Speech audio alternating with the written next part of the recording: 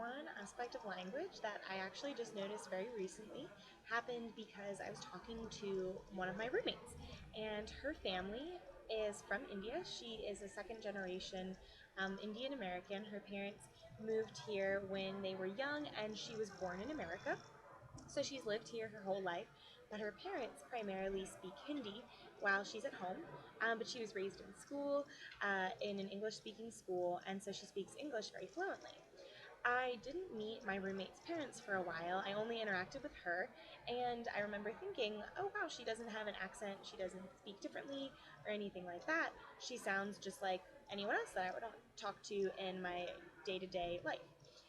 The other day, her parents came to visit, and I got to listen to her as she was talking to her parents, and I noticed all of a sudden that she was speaking with an accent.